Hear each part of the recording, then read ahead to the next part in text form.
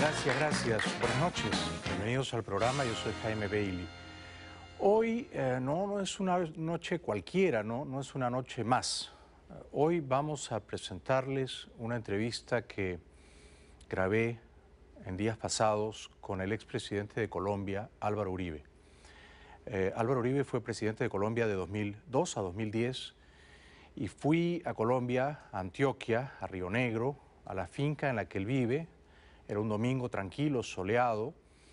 Estaba Álvaro Uribe, estaba su mujer Lina, estaba uno de los hijos de Álvaro y Lina, Tomás, y el pequeño hijo de Tomás, Jerónimo, que no ha cumplido todavía un año. En ese ambiente cordial grabamos la entrevista Álvaro Uribe y yo, que comienza a continuación. Honor y para mí es emoción muy grandes. Conversar hoy en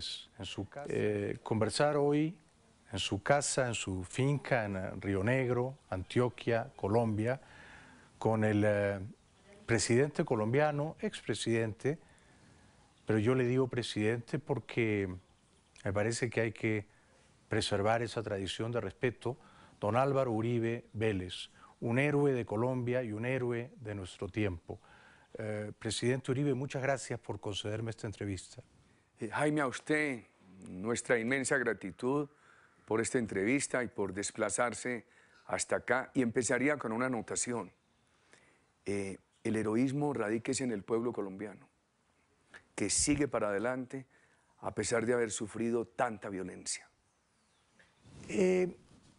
Usted dejó, después de 8 años de gobierno, el poder aquí en Colombia. Colombia ha seguido para adelante de 2010, mediados que usted dejó la presidencia. Estamos finales de mayo de 2013. ¿Colombia ha seguido para adelante? ¿Qué le digo? Voy a tratar de ser lo menos subjetivo posible. ¿Qué Colombia dejamos nosotros? Una Colombia en buenas tendencias, pero no convertida en un paraíso. Nosotros trabajamos fundamentalmente 3 políticas. La seguridad, veníamos mejorando, la inversión, creciendo mucho, y la política social, también mejorando. 3 políticas, la seguridad y la inversión como medios, la política social como fin y como validadora de las 2 primeras. El actual gobierno de Colombia se comprometió a darle continuidad a esas políticas. Y por eso fue elegido. Diría yo que gran parte de los electores del presidente Santos votaron por él, por su compromiso con esas políticas. Más aún, diría yo que hay un fenómeno político importante para analizar, que tiene 2 elementos.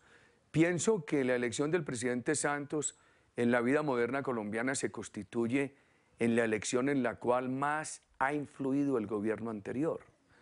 Y el segundo elemento de ese fenómeno político es el caso electoral colombiano en el que la mayor parte de votantes han llegado a votar por unas políticas.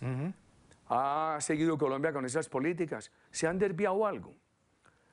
Pues se ha deteriorado la seguridad, le han creado pánicos a la inversión, las políticas sociales podrían ir mejor. Yo diría que el país podría ir mejor. Todavía hay una inercia de lo que venía, hay una gran fuerza. Este país, por ejemplo, pasó de tener 22 billones de dólares entre inversiones extranjera y doméstica en el 2002 y en el 2012 tuvo 90. Ese es un gran salto. Entonces, yo diría que el país no está mal, pero podría ir mejor.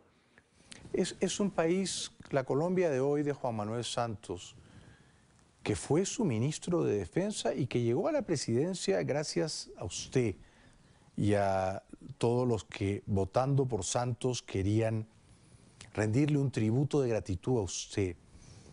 La Colombia de hoy es un país tan seguro, tan estable, tan confiable como el país que usted dejó hace 3 años, presidente Uribe. Nosotros no pudimos dejar un país totalmente seguro, pero habíamos mejorado mucho. Y lo que sí se creó fue un gran cambio en la manera de pensar de los colombianos. Los colombianos entendieron, gracias a nuestro gobierno, que era posible tener un país seguro, un país con gran inversión, que superara pobreza, construyera equidad, Hoy hay temores. Hemos regresado a temores. No estamos en un momento crítico, pero hay que presentar las preocupaciones a tiempo. Es deber de nosotros los políticos. ¿Cuál cree usted que ha sido el principal error que ha cometido el presidente Juan Manuel Santos? ¿Qué le diría yo? Desconocer las políticas que lo eligieron.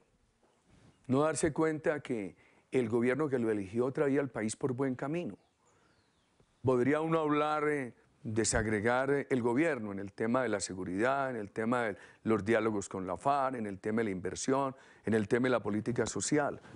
¿Y por qué, presidente Uribe, cree que Juan Manuel Santos hizo eso? Es decir, para mí, que soy un observador apasionado de la política colombiana, fue muy evidente, y yo me vine a vivir aquí a Colombia, que Juan Manuel Santos fue elegido presidente para darle continuidad a las políticas de Álvaro Uribe. Él interrumpió eso y se apartó de eso. ¿Por qué? ¿Por qué hizo eso? Incomprensible, incomprensible, pero lo cierto es que si miramos objetivamente los temas, hoy hay deterioro en la seguridad. Eso ha creado desconfianza en la actitud de muchos colombianos. Hay señales de peligro en materia de inversión. Yo decía lo siguiente, mire, la actitud de los colombianos en 2010 mostraba que este quería ser un país sobresaliente, sobresaliente en seguridad, sobresaliente en inversión, en políticas sociales. Mi temor es que el gobierno Santos lo trae de una actitud en la cual Colombia quería sobresalir a un nuevo estado de mediocridad, que es bien preocupante. Interesante palabra. ¿Diría usted entonces que el gobierno de Juan Manuel Santos se podría describir como uno mediocre, complaciente? Yo no calificaría el gobierno, sino sus políticas. Sus políticas. Y me parece que las políticas del gobierno Santos están produciendo ese impacto en la mentalidad de los colombianos. En 2010 Colombia era un país que iba bien, pero no sobresaliente. Pero sí había una actitud de los ciudadanos que quería hacer de Colombia Optimista. un país sobresaliente.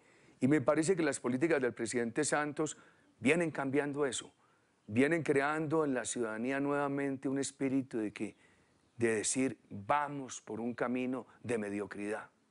Presidente Uribe, en la región, en medio de lo que entonces era el autoritarismo populista de Chávez, que ejercía un dominio más o menos hegemónico en la región, que era un virtual imperio que tenía colonias y satélites, la suya era una voz esclarecida, lúcida, que defendía la democracia y la libertad y que confrontaba ese otro modelo socialista autoritario, el venezolano, el cubano. Una vez que ganó Juan Manuel Santos, las cosas han cambiado. La política exterior de Colombia ha cambiado. Y hemos visto con gran perplejidad que el gobierno de Juan Manuel Santos, por un lado, se ha enemistado con usted y se ha amistado con Chávez y con Maduro y hasta con la dictadura de La Habana, donde ahora se organizan los diálogos de paz con las FARC. ¿Cuál es su percepción de eso? ¿Por qué Colombia en ese terreno geopolítico ha pasado de ser un defensor claro de la democracia en la región a un país relativamente blando o aliado o amigable de las dictaduras de Caracas y La Habana? Bueno, esa pregunta tan importante, déjeme organizar la mente para desagregar la respuesta en varios puntos. ¿Por qué nuestra defensa de la democracia? ¿Por qué la actitud del presidente Santos frente a estas dictaduras? ¿Y qué pasa con las voces democráticas de los gobiernos de América Latina? ¿Por qué nuestra defensa de la democracia? La historia no ha venido todavía con el veredicto final, pero el colapso de la Unión Soviética, la transición de la China de Mao Zedong a la de Deng Xiaoping, la apertura en Vietnam, todo eso demuestra que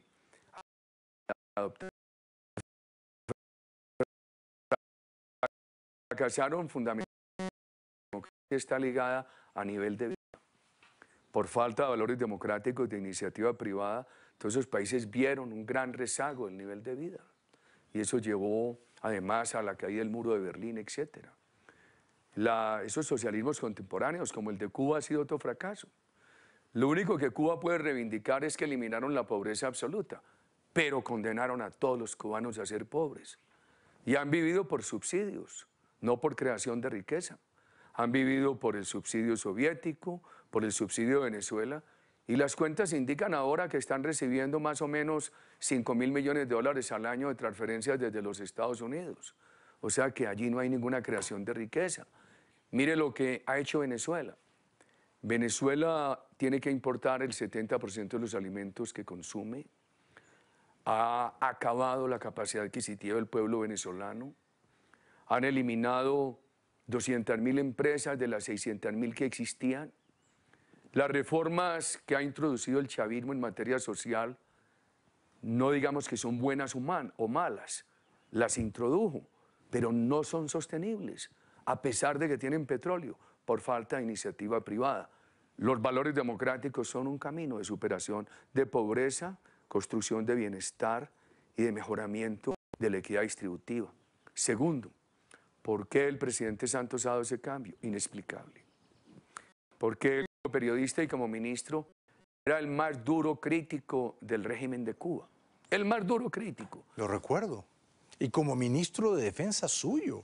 Así era.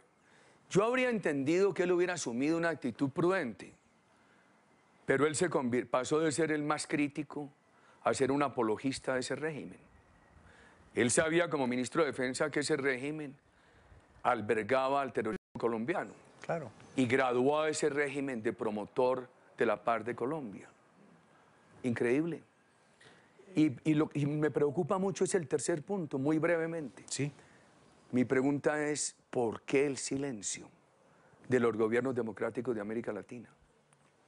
Yo recuerdo que cuando los episodios que fueron conduciendo al final de Pinochet en Chile, todas las voces democráticas de América Latina pedían ese cambio. Claro. Cuando aparecieron los fenómenos de Montesinos en el Perú, América Latina prácticamente se unió a pedir la renuncia del presidente Fujimori y la convocatoria de nuevas elecciones en el Perú. Y yo me pregunto, ¿por qué este silencio de las voces democráticas, esta permisividad con la dictadura cubana, con la dictadura del régimen de Venezuela? ¿Por qué esta falta de solidaridad con la oposición venezolana ante el fraude y la violencia de la dictadura? Hay una grave falla. En el continente hay voces muy radicales que defienden la dictadura de Maduro y la de los Castro, pero hace falta voces que desde los gobiernos defiendan los valores democráticos.